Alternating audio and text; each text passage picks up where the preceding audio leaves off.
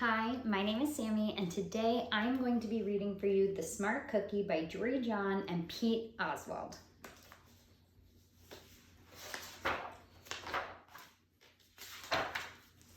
Greetings, I'm a cookie. I live in a bakery on a street corner near a river. Come on in.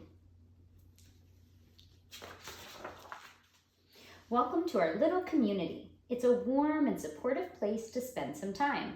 Pretty fantastic, eh? These days, life is sweet, but my journey wasn't always a cakewalk. When I was younger, I couldn't have imagined fitting in here. For a long time, I didn't feel comfortable speaking up or sharing my ideas. I didn't feel like a smart cookie. I wanted to be a cookie who knew all the answers, a cookie who felt confident in a group, a cookie who said, "Aha," when solving a puzzle. Like this, aha.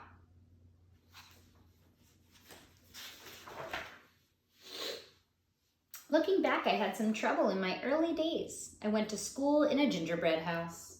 Our teacher, Miss Biscotti, was kind and patient, and when I arrived each morning, she'd wave at me and smile. But I didn't get the best grades, and I never raised my hand because I couldn't think of the answers as fast as the others, and I was the last to finish most tests. Sigh. It wasn't because I didn't care, and it wasn't because I didn't try. Sometimes I'd get distracted and mess up, even though I knew the material. Those were the most frustrating moments of all. Once I misspelled the word dough. That was rough. Another time I added when I'd meant to subtract.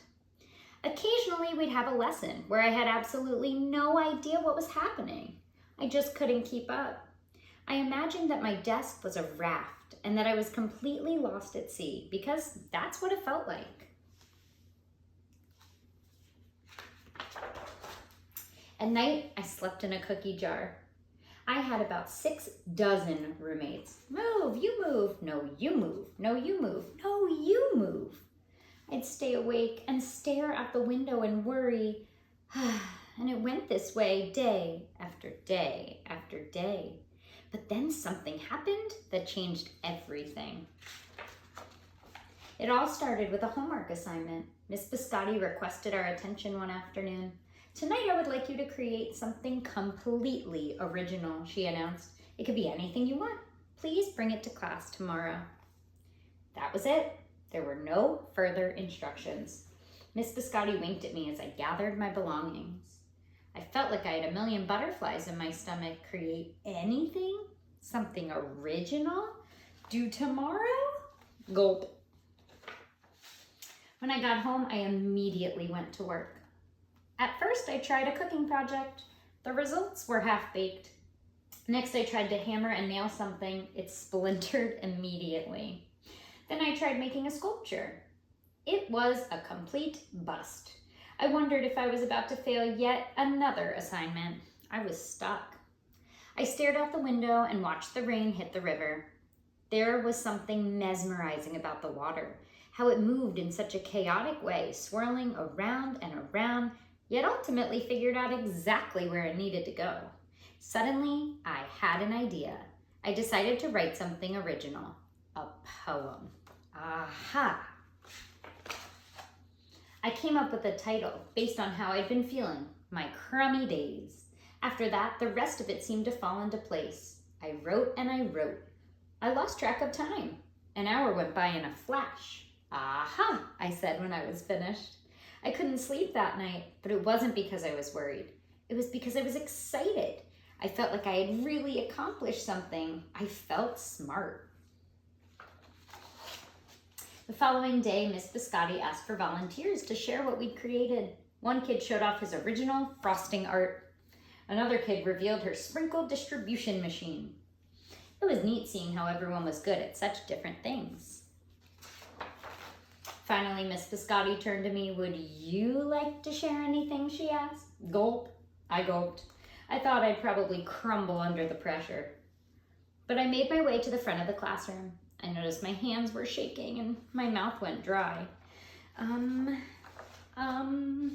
This poem is called My Crummy Days," I said. My voice was cracking, and then I read it out loud. As I spoke, I noticed some kids nodding at certain lines. Other kids laughed at parts that were supposed to be funny. As I built toward the finale, I felt myself becoming more confident and animated. And in the end, everybody clapped and they cheered. I promise you this, I'll never, ever forget it. Miss Biscotti was beaming. No one but you could have written that poem, she said. It was completely original. Aha! I had done it. I created something and shared it with the world. Well, my world at least. The rest of the day was a blur. By recess, I was already planning my next poem. I would call it my sweet morning. Aha, I thought when I came up with the title. Later that afternoon, Miss Biscotti handed me a note. It said that I should keep on writing no matter what. That meant so much to me. School was a bit different after that. I wasn't so scared to raise my hand or ask a question or share my work. Sure, some things still didn't come as easily for me as they do for others. Bonk. But now I know that you can be smart in many different ways. You don't have to have the answers to every question or suddenly be great at everything all at once. You just need a chance to try all kinds of things to find out who you are and what you like to do. As for me, I learned that I can write and I can think up great ideas. And I found plenty of other things I'm good at too.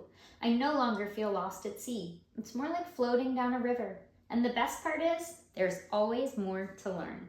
Because we're all smart cookies. Aha, aha, aha. The end. I hope you enjoyed this story as much as I do. It is one of my very favorites, and make sure to check out a wonderful little packet that I created with work that you can do after you read this story.